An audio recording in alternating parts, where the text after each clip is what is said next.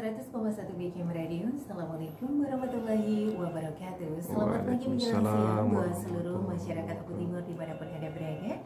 Alhamdulillah, puji syukur atas nikmat Allah Subhanahu wa taala kembali menemani Anda dalam program Miracle Book. Acara ini dipersembahkan oleh LPPL Radio Bersatu Kita Maju, Diskominfo Oku Timur bekerja sama dengan Kantor Kementerian Agama Kabupaten Oku Timur dan didukung sepenuhnya oleh Badan Amil Zakat Nasional Kabupaten Oku Timur. Para pendengar dimanapun Anda berada, tentunya di kesempatan hari ini tepat di pukul 10 hingga pukul 11 kami hadirkan talk show bersama Ustadz Susilo Utomo. Assalamualaikum Pak Ustadz. Waalaikumsalam warahmatullahi Mbak Yola. Bagaimana kabar hari ini Pak Ustadz? Alhamdulillah sehat. Sehat, minal aizin wal faizin, mohon maaf lahir batin. Iya, sama-sama Mbak Yola. Walaupun di off air nggak ketemu, di on air ketemu. Karena saking sibuk Iya, masing-masing ya Pak Masya Ustadz ya. Allah. Mudah-mudahan dosa kita yang disengaja atau tidak disengaja Allah segera Amin, menghapuskannya. amin, ya Dan Rabbal insya Allah kita ke Alamin. depan bisa lebih hijrah dan lebih baik lagi. Iya, Amin. iya. Para pendengar dimanapun Anda berada, dalam program Mutiara Kolbu kali ini tentunya kami akan menemani Anda 1 jam ke depan, yang dimana akan kami hadirkan dengan tema yang luar biasa insya Allah. Mudah-mudahan akan menambah ilmu kita, menambah iman kita, dan insya Allah menjadi amal ibadah kita semua. Dan di kesempatan hari ini para pendengar, kita akan mengangkat tema yaitu tentang adab di kuburan, Ya, Pak Ustadz ya. ya. Nah, seperti apa kajian hari ini? Anda penasaran? Boleh bergabung bersama kami sesaat lagi melalui layanan telepon 0735481800-nya, atau Anda yang mau bergabung melalui layanan SMS WhatsApp-nya 08117241-800-nya ya. Kalau begitu kita dengarkan terlebih dahulu tausiah yang langsung akan disampaikan oleh Ustadz Susilo Utomo. Silakan Pak Ustadz. Terima kasih Mbak Yola, jazallah. Sayyidana Muhammadan anna khairang jazallah. Sayyidana Muhammadan anna ma'hu ahlu. Assalamualaikum warahmatullahi wabarakatuh. Alhamdulillah, alhamdulillahi rabbil alamin, wa bihi nasta'in wa ala umuri dunya waddin. Wassalatu wassalamu ala nabiyil karim Mustafal amin, amma ba'du. Qala ta'ala fil Qur'anil karim, a'udzu billahi minasyaitonir rajim. Qalu subhanaka la ilma lana illa ma 'allamtana innaka antal alimul hakim. Wa qala alaihi salatu wassalam, man nasiya sholata alayya nasiya tariqal jannah. Wa qala aidan fi haditsin akhar, li an amshiya ala jamratin aw sayfin aw akhsifa na'li birijli ahabba ilayya min an amshiya ala qabri muslim. Pendengar ADBKM, sejangkau siar dimanapun Anda berada, kaum muslimin dan muslimat, yang insya Allah kita sama-sama mencintai radio ini dan berdoa terus agar radio ini terus on air sampai Amin. hari kiamat. Amin, Masya Allah. Ya, karena ternyata memang juga berat ya Mbak untuk mengeksistensikan radio ini Mbak ya. Semoga tidak ada masalah, tidak ada apa-apa dan terus on air insya Allah. Baik, hari ini kita akan membahas sebuah tema yang baru saja kita lewati sebenarnya. Di sana sini kita melihat banyak kematian, apalagi di menjelang Ramadan, pada saat menjelang bulan Syawal itu banyak sekali orang-orang datang ke kuburan, berziarah di sana. Bagaimana kita melihat dengan mata kepala, kadang mereka nggak punya adab, nggak punya akhlak terhadap orang-orang yang sudah meninggal. Mereka memang tidak ngomong Mbak, mereka tidak marah, tapi mereka sebenarnya merasa tersakiti. Hati mereka merasa tersakiti saat kita nggak punya adab. Kenapa? Karena di dalam banyak kitab fikih disebutkan hurmatul mayyiti kahurmatil hayyi. Menghormati kepada yang sudah mati itu sama dengan menghormati kepada orang yang masih hidup, Pak. Tetapi kan kita lihat tuh kadang orang-orang tidak punya adab masuk kuburan. tidak bersalam, sendalnya dipakai dan lain sebagainya. Kita akan bahas nanti, Mbak. Boleh nggak kita pakai sendal saat masuk ke kuburan? Boleh nggak kita duduk? Boleh nggak kita berjalan melangkahi kuburan dan lain sebagainya? Yang itu semua akan menggambarkan kehormatan kita kepada mereka. Yang itu semua akan menggambarkan bahwa orang yang meninggal itu, orang yang sudah di kuburan itu mendengar, Mbak, menyaksikan kita, mendengar kita, bagaimana kita jalan ke kuburan, bagaimana kita duduk di atas kuburan mereka, bersandar di kuburan mereka. Mereka tahu itu, bahkan saat kita bersandar dan tidak sopan di situ, itu akan menyakiti hati mereka, Mbak. Nah, kita akan bahas sekelumit sedikit barangkali yang akan membuka wawasan kita agar tidak melakukan larangan-larangan yang ada di dalam banyak hadis. Yang pertama, li'an amsya, kata Rasul, li'an amsya ala jamrotin au saifin au akhsifana li birijli. Aku berjalan di atas bara api, kata Rasul. Seandainya aku berjalan di atas bara api atau di atas pedang yang terhunus, atau saya sedang menjahit sendalku dengan kakiku, ahabba ilayya min an amsya ala qabri muslim. Itu lebih aku suka, itu lebih aku senengi, itu lebih aku sukai, kata Rasul, daripada aku harus berjalan di atas kuburannya orang muslim. Bayangkan tuh, Mbak. Di sini kalimatnya bukan jangan engkau berjalan di atas kuburan, enggak. Rasul enggak pakai bahasa begitu, tapi Rasul pakai majas. Rasul pakai ilmu balaghah kalau sedang kita kaji tentang ilmu balaghah. Rasul sedang ingin membandingkan tuh. Membandingkan satu pekerjaan yang enggak enak dengan satu pekerjaan yang lebih enggak enak. Begitu, Mbak. Artinya apa? Rasul ingin kayak gini, Mbak. Contohnya orang yang sedang putus cinta lah, kira-kira gitu kan. Si laki-laki ini mengejar perempuannya. Perempuannya berlari. Mengejar lagi, tetap berlari. Begitu sudah jatuh cinta benar yang laki-laki ini, dikhianati hingga si perempuan ini lari ke hati orang lain, ke laki lain. Begitu di laki-laki yang lain ini, di hati laki-laki lain ini, dia tersakiti. Nah, terlanjur yang lelaki pertama udah nggak cinta lagi, kira-kira gitu. Nah, perempuan ini datang kembali ke laki-laki yang pertama, ingin minta dinikahi. Lalu kemudian si laki-laki ini ngomong, lebih baik aku tusukkan pedang ke tubuhku daripada menikahimu. Kira-kira gitu, Mbak. Jadi Rasul ingin membandingkan dari sebuah pekerjaan yang nggak mungkin dilakukan dan nggak boleh dilakukan dengan pekerjaan yang lain gitu. Aku lebih suka berjalan di atas bara api, kata Rasul. Aku lebih suka berjalan di atas pedang yang terhunus daripada harus berjalan di atas kuburan. Bukan redaksi larangan, tapi ini redaksi yang memisalkan. Misal saya suruh memilih, sama dengan seperti itu Rasul. Suruh memilih berjalan di atas kuburan dengan suruh memilih berjalan di atas pedang yang terhunus dan bara api, maka aku akan memilih berjalan di atas pedang yang terhunus dan berjalan di atas bara api. Artinya apa, Mbak? Di situ ada larangan sebenarnya. Pesannya adalah larangan. Jangan engkau berjalan di atas kuburan orang muslim. Jangan engkau berjalan di atas kuburan secara umumnya. Kenapa? Karena tidak lebih baik daripada berjalan di atas bara api. Artinya sesakit itu sebenarnya perasaan orang yang sudah meninggal ketika dilewati kuburan di atasnya, itu seperti mereka itu dihina dan dihinakan, tidak dimanusiakan, kira-kira begitu. Mereka memang tidak menjerit, mereka memang tidak merasakan apa-apa menurut kita, tapi ternyata itu ada larangan di balik kalimat Rasulullah yang memisalkan satu pekerjaan yang nggak enak dengan pekerjaan yang lebih tidak enak.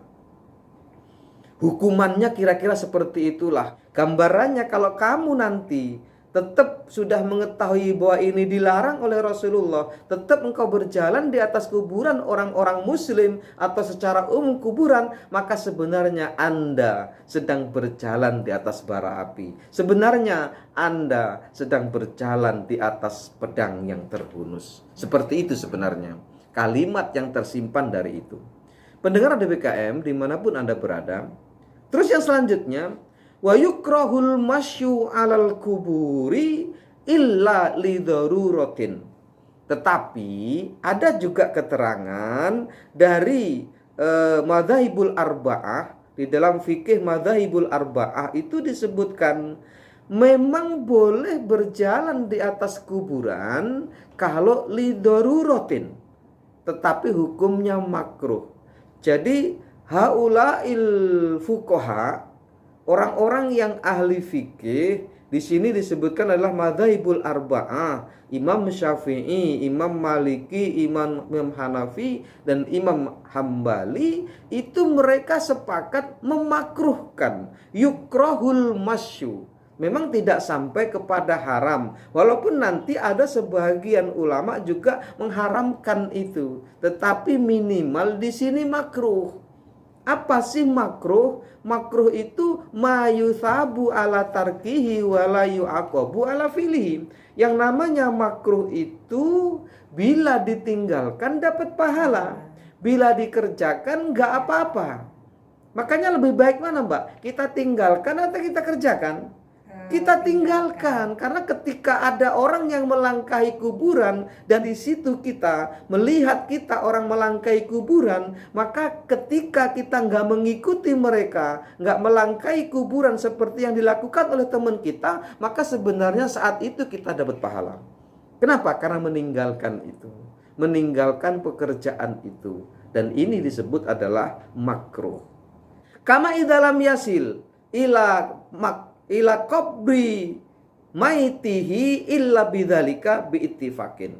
Nah, kecuali di sana adalah darurat. Kalau daruratnya apa? Seperti ini. Seandainya kita di dalam menguburkan jenazah, kok kemudian di sini ada batang pohon yang besar, di sini ada batang pohon yang besar, sementara di sini adalah jurang dan di sini adalah tebing yang nggak mungkin kita akan lewati. Terus kuburan kita harus melewati kuburan ini, maka boleh.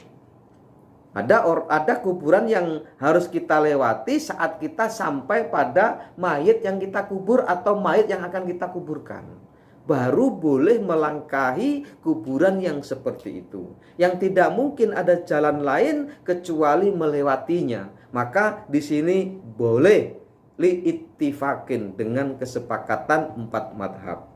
Nah, di situ, Mbak. Sakingnya kalau bahasa kita. Baru boleh kalau sudah darurat. Tetapi kan sering kita lihat ketika pemakaman ada orang-orang begitu saja melangkahinya, padahal masih ada jalan lain untuk sampai kepada kuburan yang akan kita tuju. Kalau kita mau menuju kuburan yang akan kita tuju itu harus melewati kuburan ini tanpa ada jalan lain, maka itu boleh. Ketika tidak ada halangan itu dan masih ada jalan lain, maka tetap hukumnya makruh. Bahkan ada sebagian ulama mengatakan haram. Al-Hakim pernah meriwayatkan, ro'ani Rasulullah sallallahu alaihi wasallam muttaqian ala qabrin faqala. Pernah Rasul melihat aku muttaqian. Muttaqian itu bersandar, Mbak. Bayangkan, bersandar aja dilarang tuh. Qala Rasul ngomong, la tu'dhi sahiba hadzal qabri.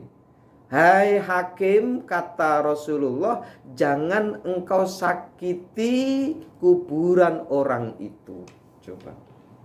Jangan engkau sakiti kuburan orang ini.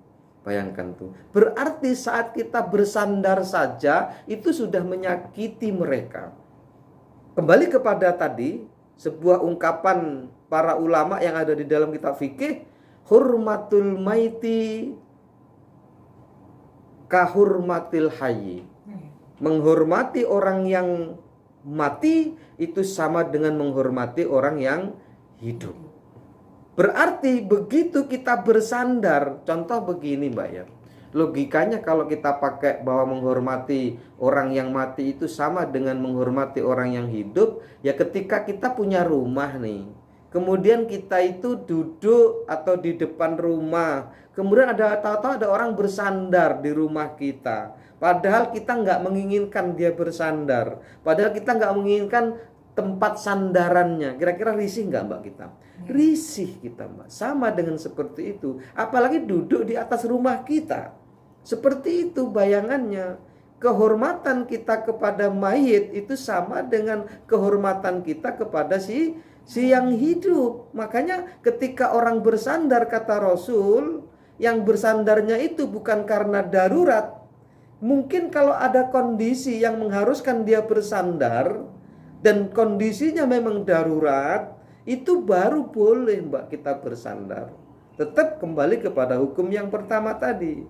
Memang makruh, tapi makruh itu sudah menyakiti hati orang yang sudah meninggal. Bahkan hakim pun itu disuruh untuk tidak melakukan muttaqian. Muttaqian itu adalah bersandar. Yang terakhir, untuk berjalan di atas kuburan. An Bashirin al-Hasosiyah anna Rasulullah sallallahu alaihi wasallam ra'a rajulan yamshi bainal maqabir fi na'laihi faqala. Pernah suatu ketika Rasul melihat seorang laki-laki berjalan di antara kuburan fi na'laihi, dengan kedua sendalnya. Yang itu. Ya kecuali kalau kuburan itu Mbak serut, tahu serut Mbak? Banyak rumputnya yang nggak mungkin kita melepas sendal. Kalau nanti kita melepas sendal, melepas sepatu bahaya, itu baru dikatakan darurat. Tetapi kalau kuburan saat ini kan sudah ada kuncennya ya Mbak, sudah ada yang membersihkan. Kita sebagai orang yang mungkin punya keluarga yang dikuburkan di situ, nanti ada semacam semacam bayaran lah. Apakah 1 tahun sekali dengan memakai beras, ada itu. Apakah setahun sekali dengan membayar sejumlah uang. Ada beberapa tempat yang pakai beras sebulan, setahun itu kalau nggak salah 10 kilo atau berapa. Lah kalau 100 mayit yang di situ banyak juga sudah. Dan itulah gaji si kuncen itu. Maka kemudian tidak heran kalau kita lihat di sana sini di kuburan itu ada tempat semacam gubuk kecil. Di situ juga disediakan kotak infak. Agar apa? Agar memang terus bersih. Infak itu nanti diberikan kepada orang yang membersihkan dan menjaga itu, dan yang mengatur tentunya Mbak. Karena memang harus diatur. Oh, si A meninggal nanti di sini. Nanti begitu ada lagi meninggal si B di sampingnya, dia yang mengaturnya. Biar nanti enggak acak-acakan. Nah, terus nanti kita akan bahas insya Allah di pertemuan berikutnya di bulan ini, kalau emang ada nanti pertemuan, tentang bagaimana hukumnya membaurkan mayit ya, antara mayit muslim dan non muslim. Nanti kita akan bahas boleh nggak seperti itu. Apakah kemudian nanti kalau orang kafir yang meninggal, kita muslim terus berdampingan di situ, kemudian nanti apakah berpengaruh dengan yang muslim? Kita akan bahas di pertemuan berikutnya insya Allah Pak. Baik, terima kasih banyak Pak Ustaz, luar biasa sekali. Oh ya, ini belum selesai tadi Pak. Oh ya. Anna Rasulullah SAW ra'a rajulan yamsi bainal maqabir fi na'laihi. Sesungguhnya Rasul melihat ada seorang laki-laki yang berjalan di antara kuburan-kuburan dengan di kedua sendalnya. Faqala, Rasul kemudian ngomong, ya sahibas sibtiyataini alkihima. Hai orang yang pakai sendal, hai orang yang pakai kedua sendal, lepaslah kedua sendalmu. Nah itu Mbak. Berarti sebaiknya kita pakai sendal nggak Mbak kalau masuk kuburan? Jangan pakai sendal. Jadi begitu nanti ada pintu gerbang kuburan, lepaslah sendal itu. sama kita seakan masuk di sebuah rumah orang yang masih hidup. Kenapa? Tadi dalam kitab fikih disebutkan hurmatul maiti ka hurmatil hayyi. Menghormati orang yang sudah meninggal itu sama dengan menghormati orang yang hidup. Artinya orang yang meninggal itu pun kita perlakukan seperti kita memperlakukan kepada orang yang masih hidup. Maka sebaiknya jenengan pas ziarah kubur lepaslah sendal itu agar kita ada penghormatan kepada mereka, insyaallah.